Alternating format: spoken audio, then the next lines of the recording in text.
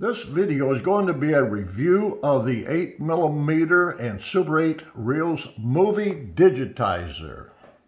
But it's not just going to be a review on the Digitizer, it's going to be a whole lot more. It's going to be a memorial and tribute to my brother that passed away about 1.5 years ago. So I'll get into that as we progress. So if you want to hear the whys and what fors of why this video is about my brother, just continue watching. Normally at this point, the YouTube videos would have some fancy graphics and some awesome audio theme music playing before they start their babbling. So I'm going to skip all that because I do not have any creativity in my bones at all. So I'm going to go ahead and start babbling and tell you about the whys and for nots. My brother, James Curtis Dwayne Bailey, commonly known as just Kurt for his friends and family, was the archivist of the family. Some say that he was born with a camera in his hand because he always took the pictures, the videos, etc. So now we have the opportunity to convert these 8mm movies, home movies, into digital. Using his old Brownie cameras and Polaroid cameras, he was able to capture some awesome pictures that will be shared and enjoyed for future generations. So he was very creative in what he captured in his pictures and his videos. Okay, here was what's in the box. Okay, here's the back of it. It's got a SD card slot, the DC 12-volt input, TV out, and a power port looks like, but it's a USB. Here's the front of it, and that's where you put your reels at. It's got a display here. It's got the 8mm and Super 8mm switch. So that's what the front of it looks like. Here's the top. Here's the bottom. Here's the side. And here's the other side. It comes with a 12-volt, 1.5 amp power supply. Comes with one take-up reel. Here's the auxiliary stuff. Okay, here's the manual. It's got 16 pages of user information, plus it's got other language support. They provide an SD card, and I think it takes up to 32 gigabyte SD card, so there's no information on this card, so we'll see. Got a USB cable. I'm not sure what kind of cable this is for. And it's got a cleaning brush. It's got a little pump, I guess, to blow air, blow the dust off of it. Last but not least is a little cleaning cloth.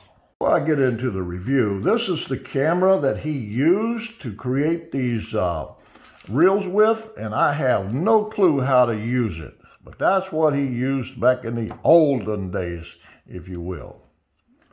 It's the Bell & Howell. I have no idea how to use it. Here's the back of his projector that he used to use. It's a Bell & Howell Auto Load. We used to watch a lot of these home videos using this projector. Here's the front of his old projector. This is with the cover removed.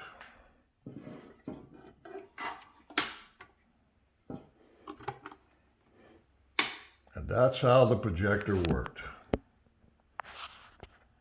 Now, these are just a very few of his media that he created. So I will be digitizing these. And again, this is just a very few of them. The rest of them are in another room boxed up that I'll digitize later. Okay, the way it operates is 1 or 2 frames at a time and takes a picture as it goes through. So that's how it's doing it. So it's in a jerking motion. It's not a smooth flow. So it's going to take a while to do each one of these reels. But this is how it works. It's the normal operation, like a little stepping motor. But that's how it works. Kurt's son, Thomas Bailey, who we call Tommy, and probably will always call Tommy, he purchased this device so that it could be used to archive all the videos. So save it for posterity. So He's the one that ordered this. So kudos to Tommy for purchasing this to archive all these home videos that his dad produced. Thank you. I'm not sure you can read the display, but it's got playback, fast forward, exposure, and then it's got little arrow buttons over here. We'll click that, it goes down.